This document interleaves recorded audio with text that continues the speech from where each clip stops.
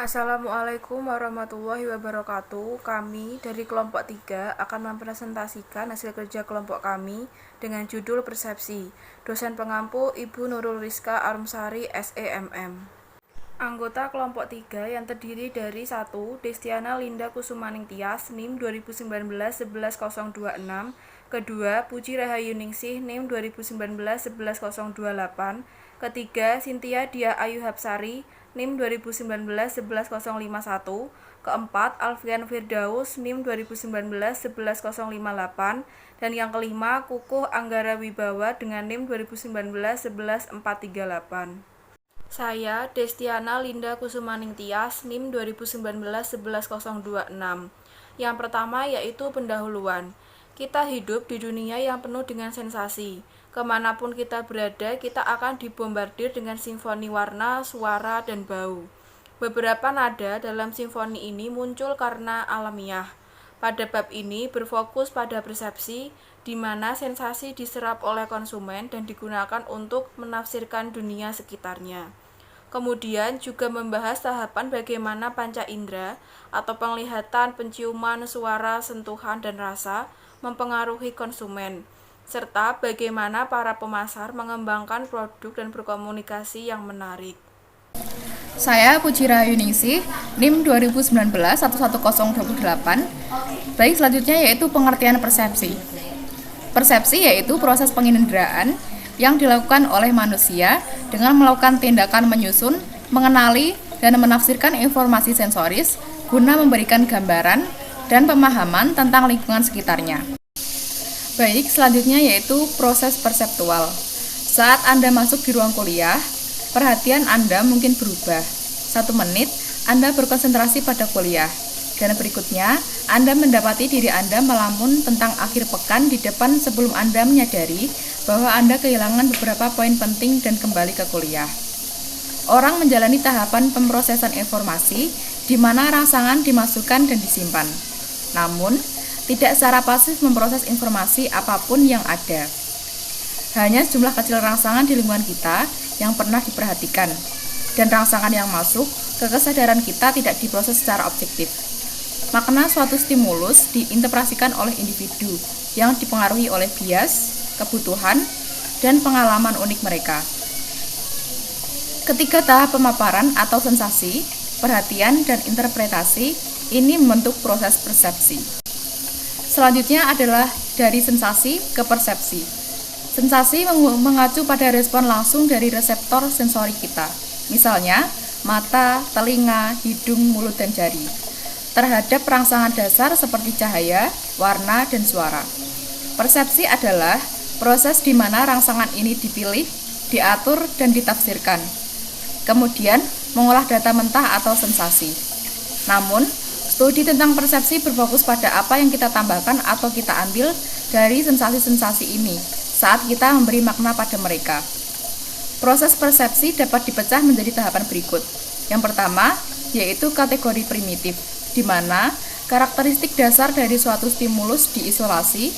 Konsumen pria kami merasa perlu meningkatkan citranya, jadi dia memilih aftershave. Yang kedua yaitu Q-check, di mana karakteristik dianalisis dalam persiapan untuk pemilihan skema. Setiap orang memiliki skema atau kategori yang unik, kurang lebih dikembangkan untuk berbagai jenis aftershave, seperti Down to Earth Mako, Misterius, atau Fancy Friends. Kami menggunakan isyarat tertentu seperti warna botol untuk menentukan skema mana yang cocok dengan kolom tertentu. Selanjutnya yaitu pemeriksaan konfirmasi, di mana skema tersebut dipilih. Konsumen dapat memutuskan bahwa suatu merek termasuk dalam skema miliknya. Yang terakhir yaitu penyelesaian konfirmasi, di mana keputusan dibuat tentang apa stimulusnya. Konsumen memutuskan bahwa dia telah membuat pilihan yang tepat, dan kemudian memperkuat keputusan ini dengan mempertimbangkan warna botol dan nama aftershave yang menarik. Selanjutnya yaitu sistem sensorik. Sistem sensorik membangkitkan citra historis, di mana peristiwa yang benar-benar terjadi diingat kembali. Pencitraan fantasi dihasilkan ketika pengalaman imajiner yang sama sekali baru adalah respon terhadap data sensori. Tanggapan ini merupakan bagian penting dari konsumsi hedonis. atau aspek multi indera, fantasi, dan emosional dari interaksi konsumen dengan produk. Sistem sensorik menentukan bagaimana cara merespon produk. Sensasi yang nantinya dialami ini adalah efek konteks yang secara halus memengaruhi cara berpikir tentang produk yang ditemui. Proses yang terlibat dalam sistem sensorik dibagi menjadi 5. Yang pertama yaitu penglihatan, yang kedua bau, yang ketiga suara, yang keempat sentuhan, dan yang kelima adalah rasa. Proses yang terlibat dalam sistem sensorik yang pertama yaitu penglihatan. Pemasar sangat bergantung pada elemen visual dalam periklanan, desain toko, dan pengemasan. Mereka mengomunikasikan makna pada saluran visual melalui warna, ukuran, dan gaya produk. Warna di pasar warna bahkan dapat mempengaruhi emosi kita secara lebih langsung. Proses yang terlibat dalam sistem sensorik yang kedua yaitu bau. Bau dapat membangkitkan emosi atau menciptakan perasaan yang menenangkan. Banyak konsumen mengontrol bau di lingkungan mereka dan minat yang berkembang terhadap bau ini telah melahirkan banyak produk baru. Kecintaan konsumen terhadap pewangian telah berkontribusi pada industri yang sangat besar. Karena pasar sekarang ini sangat kompetitif dan mahal, produsen berebut menemukan cara baru untuk memperluas penggunaan wewangian dan bau dalam kehidupan kita sehari-hari. Proses yang terlibat dalam sistem sensorik yang ketiga yaitu suara. Musik dan suara mempengaruhi perasaan dan perilaku orang. Beberapa pemasar yang datang dengan nama merek memperhatikan simbolisme suara proses, di mana cara suara kita mempengaruhi asumsi kita tentang apa yang menggambarkan dan atribut seperti ukuran. Misalnya, konsumen lebih cenderung mengenali nama merek yang dimulai dengan konsonan keras seperti K, Kellogg's, atau P, Pepsi. Kita juga cenderung mengasosiasikan bunyi vokal dan konsonan atau fenom tertentu dengan persepsi tentang ukuran besar dan kecil. Baik, materi selanjutnya akan disampaikan oleh rekan saya. Sistem sensorik, sentuhan. Potensi kekuatan sentuhan dapat dilihat dari para peneliti yang menemukan bahwa peserta yang hanya menyentuh suatu barang selama 30 detik atau kurang menciptakan tingkat keterikatan yang lebih besar pada produk. Koneksi ini pada gilirannya meningkatkan tingkat penjualan untuk produk. Jaringan toko pada makanan Asda Inggris melepas pembungkus dari beberapa merek tisu toilet di tokonya sehingga pembeli dapat merasakan dan membandingkan teksturnya. Hasilnya pada pengecer penjualan melonjak untuk merek di dalam tokonya sendiri, menghasilkan peningkatan ruang sebesar 50% untuk lini tersebut. Rasa. Reseptor rasa berkontribusi pada pengalaman terhadap banyaknya produk. Analisis sensorik rasa ini digunakan untuk menjelaskan persepsi manusia tentang kualitas produk. Ambang sensori. Yang pertama, ambang batas mutlak. Ambang absolut mengacu pada jumlah minimum stimulasi yang dapat dideteksi pada saluran sensorik. Ambang mutlak merupakan pertimbangan penting dalam merancang rangsangan pemasaran. Sebuah papan reklame di sepanjang jalan raya mungkin memiliki cerita paling menghibur yang pernah ditulis.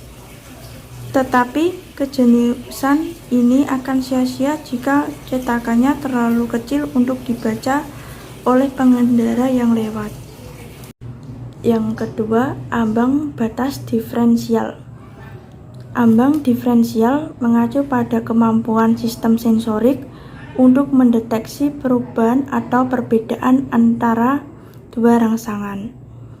Misalnya sebuah iklan yang sengaja dibuat dalam warna hitam putih mungkin akan diperhatikan di televisi berwarna karena intensitas warna yang berbeda dari program yang mendahulunya. Sedangkan iklan yang sama yang ditonton di televisi hitam putih tidak akan terlihat berbeda dan mungkin diabaikan sama sekali. Ambang bawah sadar. Persepsi bawah sadar mengacu pada stimulus di bawah tingkat kesadaran konsumen. Sebagian besar pemasar ingin membuat pesan di atas ambang batas konsumen, sehingga orang akan memperhatikannya. Sebuah survei terhadap konsumen Amerika menemukan bahwa hampir 2/3 percaya akan keberadaan iklan bawah sadar dan lebih dari setengahnya yakin bahwa teknis ini dapat membuat mereka membeli barang yang sebenarnya tidak mereka inginkan. Perseptual, yaitu pertama ada realitas bertambah, yang kedua faktor seleksi pribadi, yang ketiga ada faktor seleksi stimulus, dan terakhir ada perhatian.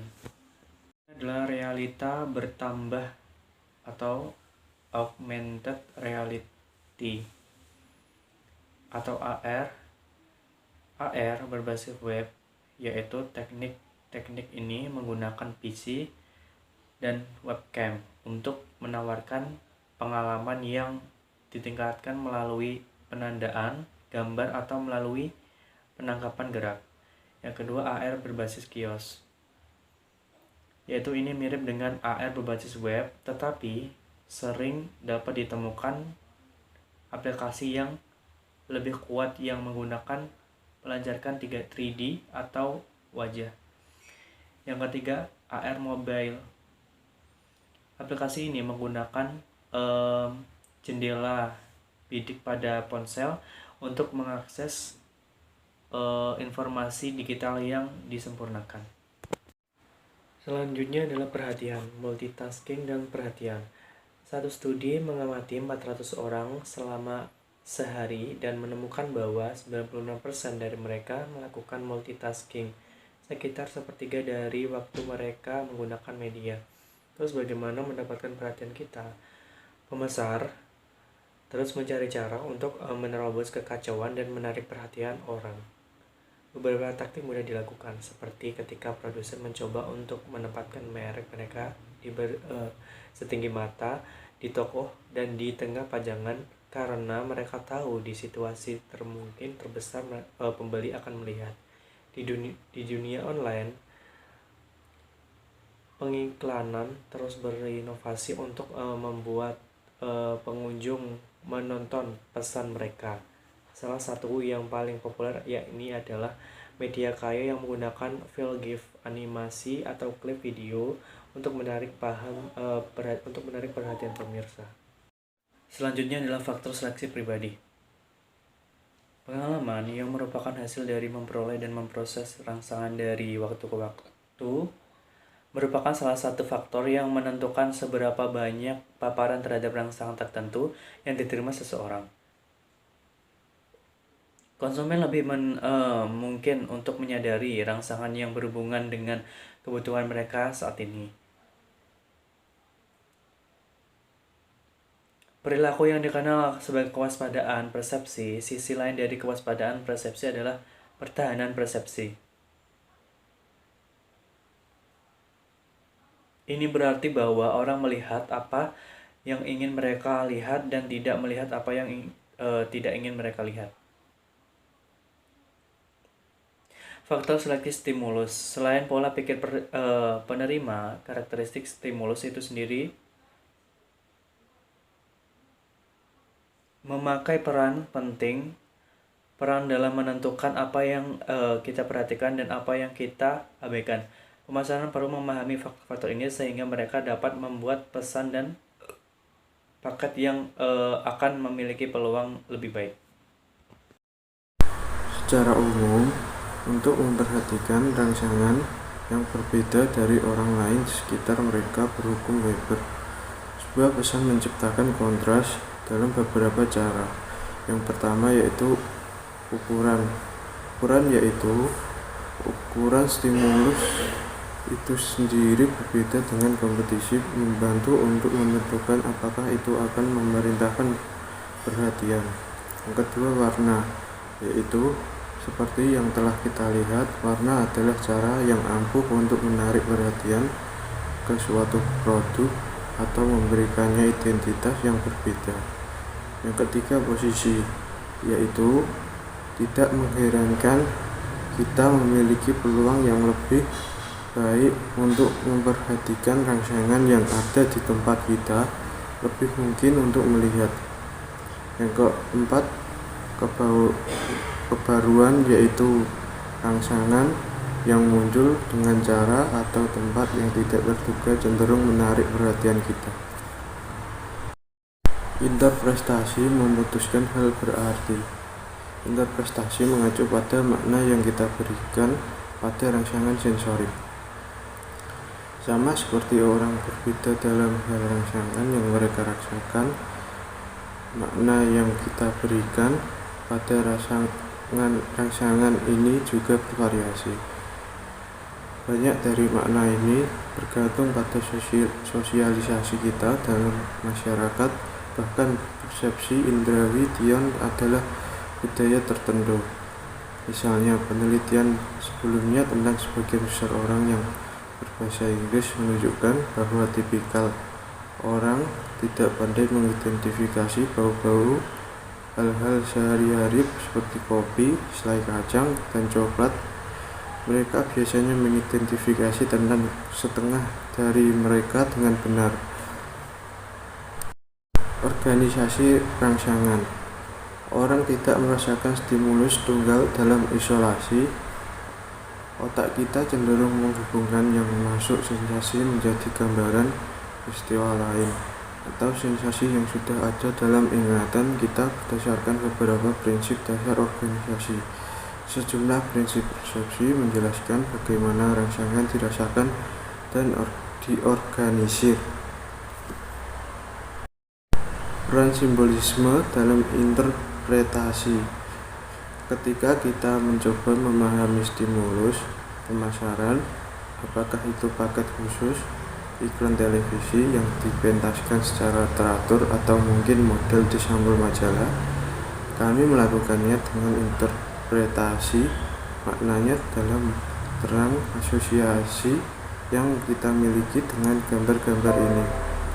Untuk ini, alasan banyak makna yang kita ambil dipengaruhi oleh apa yang kita buat dari simbolisme yang kita melihat. Lagi pula, di permukaan banyak gambar pemasaran hampir tidak memiliki hubungan literal dengan produk yang sebenarnya. Sekian presentasi dari kelompok 3. Apabila ada salah kata dalam kami menyampaikan materi, kami mohon maaf. Wassalamualaikum warahmatullahi wabarakatuh.